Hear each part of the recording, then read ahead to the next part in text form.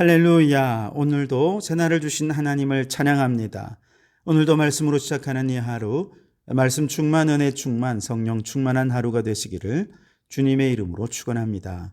오늘은 마가복음 7장 1절로 8절까지의 말씀을 봉독해 드립니다. 하나님의 말씀을 경청하시기 바랍니다. 바리새인들과 서기관 중 몇이 예루살렘에서 와서 예수께 모여들었다가 그의 제자 중 몇 사람이 부정한 손 곧 씻지 아니한 손으로 떡 먹는 것을 보았더라. 바리새인들과 모든 유대인들은 장로들의 전통을 지키어 손을 잘 씻지 않고서는 음식을 먹지 아니하며 또 시장에서 돌아와서도 물을 뿌리지 않고서는 먹지 아니하며 그 외에도 여러 가지를 지키어 오는 것이 있으니 잔과 주발과 놋그릇을 씻음이러라. 이에 바리새인들과 서기관들이 예수께 묻되 어찌하여 당신의 제자들은 장로들의 전통을 준행하지 아니하고 부정한 손으로 떡을 먹나이까? 이르시되 이사야가 너희 외식하는 자에 대하여 잘 예언하였도다. 기록하였으되 이 백성이 입술로는 나를 공경하되 마음은 내게서 멀도다. 사람의 계명으로 교훈을 삼아 가르치니 나를 헛되이 경배하는도다 하였느니라. 너희가 하나님의 계명은 버리고 사람의 전통을 지키느니라. 아멘. 오늘도 이 말씀을 통해 우리에게 주신 하나님의 음성을 듣게 되기를 바랍니다. 자, 데가볼리 지방에서 이방인들에게 복음의 외연이 확장되고 있을 때 유대 안에서는 어떤 일이 일어났을까?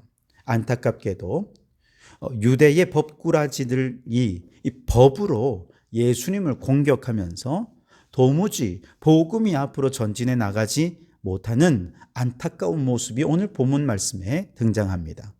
제가 방금 법꾸라지라는 표현을 썼습니다.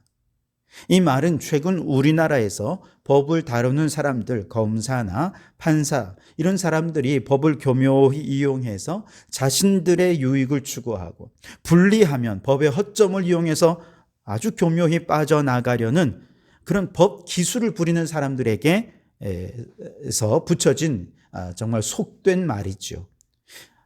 예를 들면 400원짜리 믹스커피를 회사 돈으로 뽑아 먹었다고 회사에서 버스 기사가 해고당한 것이 판사에 의해서 정당하다라고 그렇게 해고가 되었지만 반면에 수천만 원의 뇌물을 받고 주가를 조작해도 기소조차 되지 않는 이런 불의하고 불편한 현실. 자신들의 편에 있는 사람에 대해서는 최대한 법적으로 관대하게 법을 적용하면서도 정적들에 대해서는 먼지털기식 수사를 통해 어떻게든 없는 범죄까지도 만들려고 하는 불의한 현실에 대해 분노한 시민들이 만들어낸 용어입니다. 그런데 이런 법꾸라지들이 유대 사회에도 있더라는 거예요. 법을 다루는 사람들이 법에 대한 해석을 자신의 권력으로 삼아서 사람들 위에 군림하려는 그런 법꾸라지들이 유대에도 많이 있었습니다. 그 대표적인 사람들이 바리새인이고 서기관들이었죠. 이런 사람들은 주로 저 중앙 예루살렘에 모여 있었습니다. 그런데 이들이 저 예루살렘에서부터 갈릴리까지 와서 예수님을 불법적인 증거를 찾아내고 그래서 예수님을 기소하고 예수님을 어떻게든 죽이기 위해서 주님의 가르침을 듣고 기적의 현장을 방문하고 제자들의 행태를 아주 면밀하게 관찰하던 중이었습니다. 자, 그러다가 드디어 한 건이 걸립니다. 그래서 예수님께 질문하죠. 5절에 이에 바리새인들과 서기관들이 예수께 묻되 어찌하여 당신의 제자들은 장로들의 전통을 준행하지 아니하고 부정한 손으로 떡을 먹나이까? 그랬습니다. 자, 이들의 주장의 근거가 되는 것은 음식을 먹을 때 손을 씻지 않으면 부정한 자가 된다. 이것은 장로들의 전통입니다. 율법은 아니지만 저 레위기에 나오는 정결법에 대한 유대 장로들의 전통적인 해석인 것이죠. 그런데 이와 같은 장로들의 전통적인 해석은 율법에 대해 보충적인 설명을 해줍니다. 율법을 좀 더 구체적으로 실천하기 쉽도록 그 실천의 방향성을 정해주는 율법의 일종의 가이드라인, 테두리와 같은 것이 장로들의 전통인 것이죠. 이처럼 율법을 실천하기 위한 가이드라인을 정해주지 않으면 아마 사람들은 똑같은 율법이라도 자신의 상황에 맞게, 자신의 가치에 맞게 그냥 자기 소견에 오른 대로 제 멋대로 그렇게 법을 적용하려 하기 때문에 바리새인과 서기관들이, 율법 교사들이 이렇게 연구하고 실천해서 하나의 율법의 시행 규칙들을 이렇게 만들어낸 것입니다. 문제는 좋은 취지로 전통을 만들긴 했지만 율법의 원래의 뜻을 더 잘 실천하기 위해 마련된 장로들의 전통이 오히려 하나님의 율법을 주셨던 그 원래의 뜻, 원래의 정신을 훼손하고 있었다는 것이죠. 그럼에도 불구하고 바리새인과 서기관들은 그걸 인정하려 하지 않는 거예요. 왜냐? 그것이 그들에게 권력이 되고 기득권이 되었기 때문에 그렇습니다. 오히려 율법이 훼손되더라도 자신들이 만든 전통을 지키는 것에 더 큰 가치를 두었습니다. 그러니 그 피해는 어디로 돌아갑니까? 고스란히 율법을 지키며 살아야 하는 일반 백성들에게 피해가 다 돌아가는 것이죠. 율법을 행하는 것이 의미 있고 가치 있고 즐거운 것이 되기보다 하나의 무거운 짐이 되어버린 것이죠. 의무가 되어버렸습니다. 율법을 수행한 그 자체가 율법의 의미를 따라 행하면서 하나님의 뜻을 이루어가는 기쁨이 충만해져야 하는데 오히려 그냥 그 전통을 지키는 거에 급급하는 신앙이 되어버리고 만 것이죠.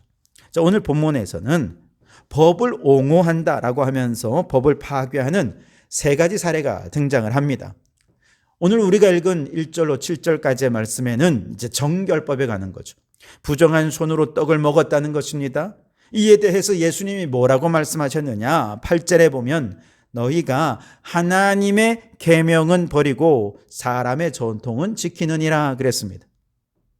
손을 씻고 먹든 씻지 않고 먹든 그것이 중요한 것이 아니라 그 법을 주신 하나님의 원래 의도, 하나님의 뜻, 이것을 헤아려야 하는데 지금 바리새인들과 서기관들은 손을 씻고 먹었다, 안 씻고 먹었다, 이거 하나로 비난하고 정죄하고 예수님의 제자들을 범법자 취급을 한 것이죠. 그래서 예수님께서는 사람의 전통과 하나님의 계명을 분리하고 사람의 전통으로 하나님의 계명을 파괴하고 있구나 라면서 책망하고 있는 것입니다.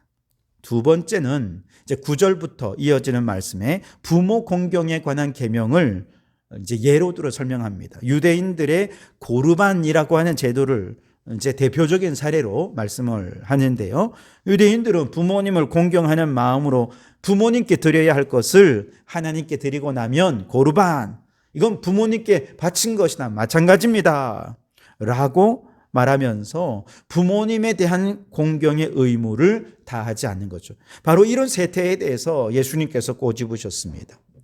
예수님께서는 전통을 지키려고 계명을 저버리는 행위다라고 책망하셨어요. 9절에 보면 또 이르시되 너희가 너희 전통을 지키려고 하나님의 계명을 잘 저버리는도다 그랬습니다. 또한 이것은 전통으로 하나님의 말씀을 폐하는 것과 같다고 말씀합니다. 13절에 너희가 전한 전통으로 하나님의 말씀을 폐하며 또 이 같은 일을 많이 행하느니라 하시고, 한마디로 주객이 전도되었다는 것이죠. 전통은 율법을 보호할 가이드라인, 테두리일 뿐인데 이 테두리가 율법 자체를 지금 파괴하고 있다는 것이죠.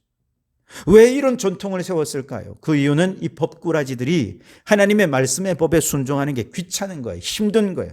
하나님의 계명을 핑계 삼아 말씀에 대한 순종을 회피하려 드는 것입니다.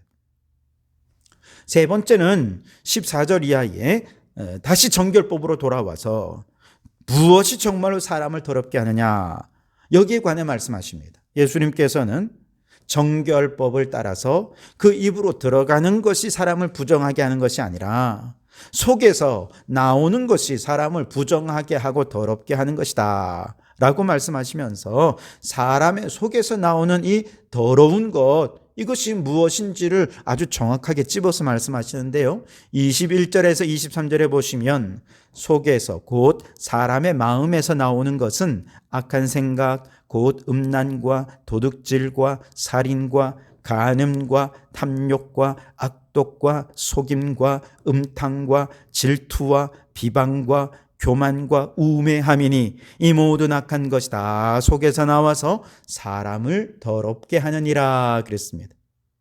결국 우리의 속사람이 정결케 되지 않는다면 아무리 율법을 형식적으로 철저히 지키려 애쓴다 하더라도 그 속에서 나오는 것은 악하기에 사람의 겉으로 손을 씻고 아무리 목욕을 한다 하더라도 그 사람의 영과 혼과 육을 죄악으로 더럽히게 하고 부정하게 할 수밖에 없다는 것입니다.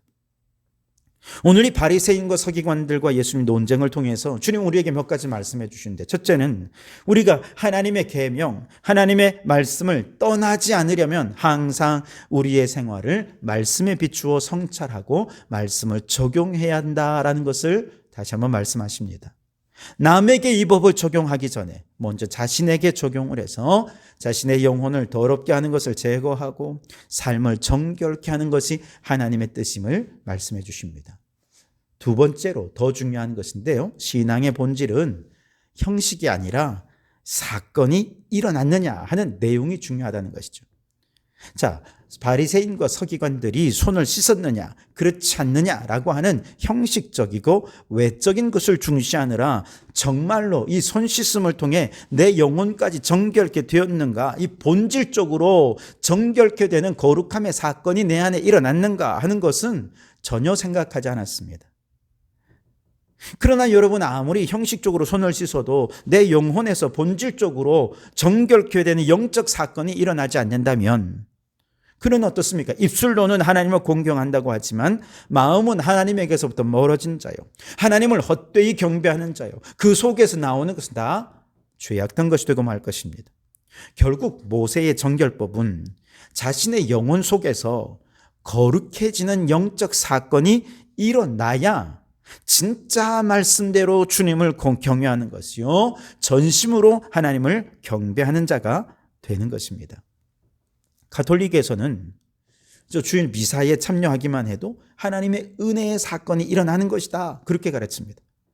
아무 생각 없이 성찬식에 참여만 해도 무조건 은혜가 성찬 예식을 통해 임한다는 것이죠. 그래서 중세 기간 동안에 일반인들은요, 알아듣지도 못하는 라틴어로 그들은 예배를 집전하고, 사람들은 뭐 알아듣지 못하니까 그냥 대충 분위기 봐서 일어나라 하면 일어나고 앉으라 하면 앉고, 분위기 봐서 그냥 그렇게 예배에 참석한 것이죠. 무슨 말씀인지도, 말씀의 어떤 내용인지도 몰라요. 그냥 예배에 참석만 하면 위안받고 은혜 받고 또 그렇게 될 것이다 라고 생각하는 것이죠. 그러다 보니 중세 성도들의 신앙은 굉장히 미신적이었습니다. 기복적이었습니다. 신비주의적인 것이었습니다. 그렇게 왜곡된 신앙으로 전락해버렸죠. 그래서 종교개혁이 일어난 것입니다. 하나님의 은혜는 그렇게 기계적으로 예배에 참여한다고 해서 곧 은혜의 사건이 경험된다, 이것이 아니라 예배자가 영과 진리로 예배를 드려야 은혜의 사건을 경험할 수 있다는 거예요. 이미 하나님의 은혜는 우리 가운데 임하여 있지만 우리가 믿음으로 영과 진리로 예배 드리지 않는다면 그 영적 사건은 우리에게 일어날 수가 없다는 것입니다. 여러분, 아무리 신학적으로 잘 정제된 예배와 예식에 참여한다고 해도 그 마음이 신령과 진정으로 예배하지 못하면 은혜의 사건은 결코 일어날 수가 없습니다. 그래서 정말로 중요한 신앙의 본질은 사건이 일어나는 것이지, 그래서 형식에 참여하는 것이 아니라는 것이죠. 무엇보다 우리의 신앙생활에 이 같은 영적인 사건, 은혜의 사건이 내 안에서 경험될 때 우리의 속은 정화되고 정결케 되어서 속에서 나오는 것이 거룩한 것이 되죠. 그러니 여러분, 우리의 신앙생활의 본질은 형식이 아니라 사건을 경험하는 것이다. 여러분, 이것을 깨닫고 이제 온 마음과 뜻과 정성을 다해 하나님께 예배드리고 말씀과 기도 생활에 전무함으로 우리 속에 거룩한 사건이 일어나고 우리 속에서 나오는 모든 것이 거룩한 것이 되어서 우리가 있는 직장을 거룩하게 변화시키고 우리 가정을 변화시키고 이 세상을 거룩하게 변화시키는 거룩한 영향력을 끼치는 성도들이 되시기를 주님의 이름으로 축원합니다. 기도하겠습니다. 하나님, 주님의 말씀이 우리의 영혼을 비추는 거울이 되어서 그 말씀 앞에 우리의 옛사람을 쳐서 날마다 복종시키게 해 주시옵소서. 사람의 전통이 하나님의 말씀을 버리는 주객전도 현상이 일어나지 않게 도와주시옵소서. 이를 위해 늘 영과 진리로 예배드리며 모든 순간 영적 사건, 은혜의 사건을 경험하며 감사와 감격 속에 살아있는 신앙생활을 하게 해 주시옵소서. 그리하여 내 속에서 거룩한 것들이 나와 세상을 거룩하게 변화시켜가는 저희들 되게 해 주시옵소서. 예수님 이름으로 기도하옵나이다. 아멘.